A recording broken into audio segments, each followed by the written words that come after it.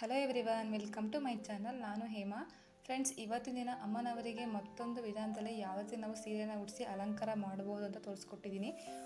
ಮೊದಲದಾಗಿ ನಾವು ಸೀರೆಯನ್ನು ಈ ರೀತಿಯಾಗಿ ಫೋಲ್ಡಿಂಗ್ ಮಾಡಿಕೊಂಡು ಸೀರೆ ಒಳಪದರಿಂದ ನಾವು ಈ ರೀತಿ ಪ್ಲೇಟ್ಸ್ನ ಮಾಡ್ಕೋಬೇಕಾಗುತ್ತೆ. ನಾನು ಇಲ್ಲಿ ಪ್ಲೇಟ್ಸ್ನ 3-4 ಇಂಚು ಗ್ಯಾಪಲ್ಲಿ ತೊಗೊಂಡಿದ್ದೀನಿ. ನಾವು ಈ ರೀತಿ ಪ್ಲೇಟ್ಸ್ನ ಮಾಡ್ಕೊಳ್ಳೋದ್ರಿಂದ ನಮಗೆ ಪ್ಲೇಟ್ಸ್ ಅನ್ನೋದು ಜಾಸ್ತಿ ಬರುತ್ತೆ. ನಮಗೆ ಪ್ಲೇಟ್ಸ್ ಜಾಸ್ತಿ ಬಂದಷ್ಟು ಸೀರೆ ತುಂಬ ಚೆನ್ನಾಗಿ ನಾವು ಉಡಿಸ್ಬೋದು. ನೋಡಿ, ಈ ರೀತಿ ನಾನು ಪ್ಲೇಟ್ಸ್ನ ತಗೊಂಡು ಎಲ್ಲ ಒಂದೇ ಲೆವೆಲಿಗೆ ತೊಗೊಂಡು ನಾನು ಒಂದು ಬಟ್ಟೆ ಕ್ಲಿಪ್ನ ಹಾಕೋತಾ ಇದ್ದೀನಿ. ಮತ್ತು ಅದೇ ರೀತಿ ಈ ಕಡೆ ಕೂಡ ನಾನು ಹಾಕೋತಾ ಇದ್ದೀನಿ. ನಮಗೆ ಒಟ್ಟು ಇಟ್ಕೊಂಡು ಒಂದ್ಸಲ ನಮಗೆ ಪ್ಲೇಟ್ಸ್ನ ತಗೊಂಡು ಪಿನ್ ಹಾಕೋಳಕ್ಕೆ ತುಂಬ ಕಷ್ಟ ಆಗುತ್ತಲ್ಲ, ಹಾಗಾಗಿ ಈ ರೀತಿಯಾಗಿ ನಾವು 10 ಪ್ಲೇಟ್ಸ್ಗೆ ತಗೊಂಡು ಈ ರೀತಿ ನಾವು ಪಿನ್ನನ್ನು ಹಾಕ್ಕೊಂಡು ಇಟ್ಕೋಬೇಕಾಗುತ್ತೆ. ಫ್ರೆಂಡ್ಸ್, ನೀವು ನನ್ನ ಚಾನಲ್ನ ಹೊಸದಾಗಿ ನೋಡ್ತಾರೆ, ಪ್ಲೀಸ್ ನನ್ನ ಚಾನಲ್ ಸಬ್ಸ್ಕ್ರೈಬ್ ಮಾಡ್ಕೊಳ್ಳಿ. ಪಕ್ಕದಲ್ಲೇ ಬರುವಂಥ ಬೆಲ್ ಐಕನ್ನ ಕ್ಲಿಕ್ ಮಾಡಿ. ಮತ್ತು ನನ್ನ ಚಾನಲ್ನಲ್ಲಿ ಇದೇ ರೀತಿ ಹೊಸ ರೀತಿಯಾಗಿ ಅಮ್ಮನವರಿಗೆ ಯಾವ ರೀತಿ ನಾವು ಸೀರೆನ ಉಡಿಸಿ ಅಲಂಕಾರ ಮಾಡ್ಬೋದು ಅಂತ ವೀಡಿಯೋಸ್ ಹಾಕಿದ್ದೀನಿ. ಪ್ಲೀಸ್ ನನ್ನ ಚಾನಲ್ ಒಂದ್ಸತಿ ವಿಸಿಟ್ನ ಮಾಡಿ. ಈಗ ನೆಕ್ಸ್ಟ್ ಅದೇ ರೀತಿ ಮತ್ತೊಂದಷ್ಟು ನಾನು ಪ್ಲೇಟ್ಸ್ನ ತಗೊಂಡು ಈ ರೀತಿಯಾಗಿ ಒಂದೇ ಲೆವೆಲಲ್ಲಿ ತಗೊಂಡು ಬಟ್ಟೆ ಕ್ಲಿಪ್ನ ಹಾಕೋತಾ ಇದ್ದೀನಿ. ಈ ರೀತಿ ಮಾಡೋದು ನಮಗೆ ಹೇಗೆ ತಗೋಬೇಕಾದ್ರೆ ತುಂಬ ಈಸಿ ಆಗುತ್ತೆ. ನೋಡಿ, ಈಗ ಒಟ್ಟು ಎಲ್ಲ ಸೇರಿ ಬಟ್ಟೆ ಕ್ಲಿಪ್ನ ಹಾಕೋತಾ ಇದ್ದೀನಿ. ನೆಕ್ಸ್ಟ್ ಅದೇ ರೀತಿ ಮಿಕ್ಕಿದಂತಹ ಸ್ಯಾರಿ ಪೂರ್ತಿ ನಾವು ಇದೇ ರೀತಿ ನಾವು ಪ್ಲೇಟ್ಸ್ನ ತಗೋಬೇಕಾಗುತ್ತೆ. ನಮಗೆ ಸೆರಗೆಗೆ ಇಲ್ಲಿ ನಾವು 1 ಮಾರಷ್ಟು ನಾವು ಸೆರಗನ್ನು ಬಿಟ್ಟು ಸ್ಯಾರಿ ಪೂರ್ತಿ ಇದೇ ರೀತಿ ಪ್ಲೇಟ್ಸ್ನ ಮಾಡ್ಕೋಬೇಕು.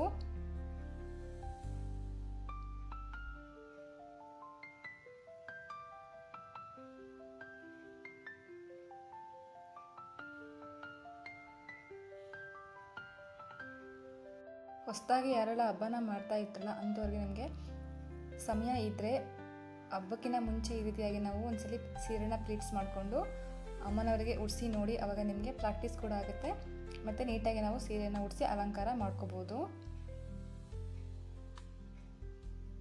ನೋಡಿ, ಈಗ ಎಲ್ಲ ಪ್ಲೀಟ್ಸ್ನ ತಗೊಂಡು ನಾನು ಈ ರೀತಿಯಾಗಿ ಬಟ್ಟೆ ಕ್ಲಿಪ್ಪಿಂದ ಸೆಕ್ಯೂರ್ ಮಾಡ್ಕೋತಾ ಇದ್ದೀನಿ. ನಮಗೆ ಈ ರೀತಿ ಮಾಡೋದ್ರಿಂದ ಯಾವುದೇ ಪ್ಲೇಟ್ಸ್ ಕೂಡ ಮಿಸ್ ಆಗೋದಿಲ್ಲ. ನೋಡಿ, ಈ ರೀತಿ ಸಮವಾಗಿ ಮಾಡಿಕೊಂಡು ಒಂದೇ ಲೆವೆಲಲ್ಲಿ ನಾವು ನೆರಿಗೆಗಳನ್ನ ಮಾಡ್ಕೋಬೇಕಾಗತ್ತೆ. ನಾವು ಇಲ್ಲಿ ಸ್ಯಾರಿ ಫೋಲ್ಡಿಂಗ್ ಮಾಡ್ಕೊಂಡಿರೋದ್ರಿಂದ ನಮಗೆ ಇದರಲ್ಲಿ 4-5 ನೆರಿಗೆಗಳು ಅಷ್ಟೇ ಬರೋದು. ನೋಡಿ, ಈ ರೀತಿಯಾಗಿ ನಾವು ಪ್ಲೇಟ್ಸ್ನ ಮಾಡ್ಕೋಬೇಕಾಗತ್ತೆ.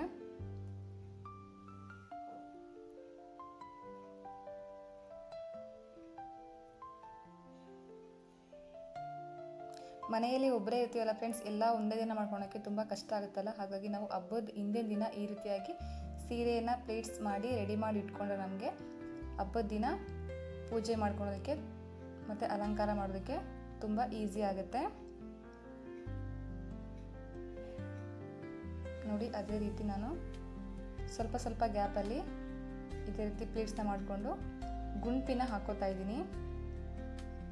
ಆದಷ್ಟು ಬಟ್ಟೆ ಕ್ಲಿಪ್ಸ್ನ ಮತ್ತು ಗುಂಡು ಪಿನ್ನ ಮಾತ್ರ ಯೂಸ್ ಮಾಡಿ, ಸೇಫ್ಟಿ ಪಿನ್ನ ಅವಾಯ್ಡ್ ಮಾಡಿ. ನೋಡಿ, ನಾವು ಈ ರೀತಿ ಸ್ಯಾರಿನ ರೆಡಿ ಮಾಡಿ ಇಟ್ಕೊಂಡ್ರೆ ನಮಗೆ ಹಬ್ಬದ ದಿನ ಸೀರೆನ ಉಡಿಸಿ ಪೂಜೆನ ಮಾಡ್ಕೊಳ್ಳೋದಕ್ಕೆ ನಮಗೆ ತುಂಬ ಅನುಕೂಲ ಆಗುತ್ತೆ.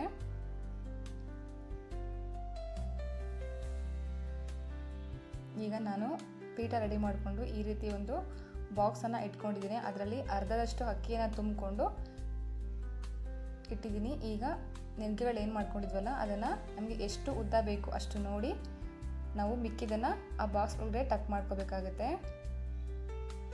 ನೋಡಿ, ಬಾಕ್ಸ್ ಒಳಗಡೆ ಹಾಕ್ಕೊಂಡ್ಮೇಲೆ ಈ ರೀತಿಯ ನೆರಿಗೆಗಳನ್ನ ಸ್ಪ್ರೆಡ್ ಮಾಡ್ಕೋಬೇಕು. ನಾವು ಈ ನೆರಿಗೆಗಳನ್ನ ಸ್ಪ್ರೆಡ್ ಮಾಡ್ಕೋಬೇಕಾದ್ರೆ ಒಂದೇ ವಿಡ್ತಲ್ಲಿ ಮಾಡ್ಕೋಬೇಕು. ಒಂದು ಅಗಲ ಒಂದು ಚಿಕ್ಕದು ಆ ರೀತಿ ಎಲ್ಲ ಮಾಡ್ಕೋಬಾರ್ದು. ಒಂದೇ ವಿಡ್ತಲ್ಲಿದ್ದಾಗ ನಮಗೆ ತುಂಬ ಚೆನ್ನಾಗಿ ಸೀರೆ ಅನ್ನೋದು ಬರುತ್ತೆ.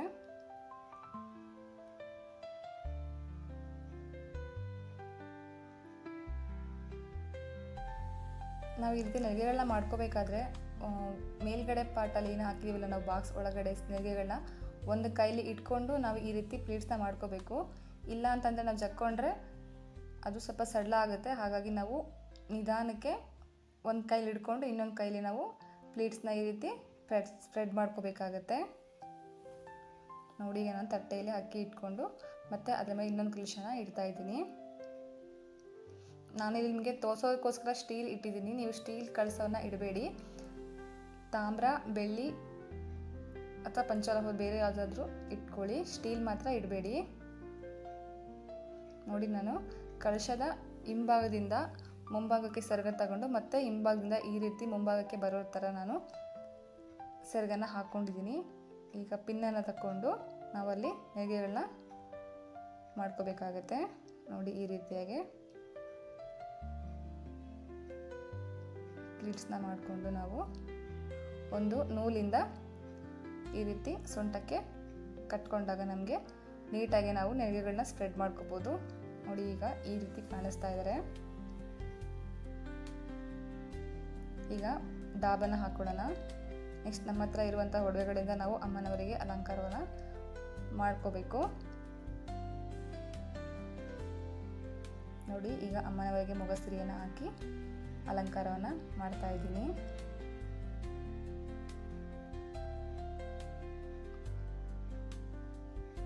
ನೋಡಿ, ನಮ್ಮ ಮನೆಯ ವರಮಹಾಲಕ್ಷ್ಮಿ ಅಮ್ಮನವರು ಯಾವ ರೀತಿ ಮುದ್ದಾಗೆ ಕಾಣಿಸ್ತಾ ಇದ್ದಾರೆ.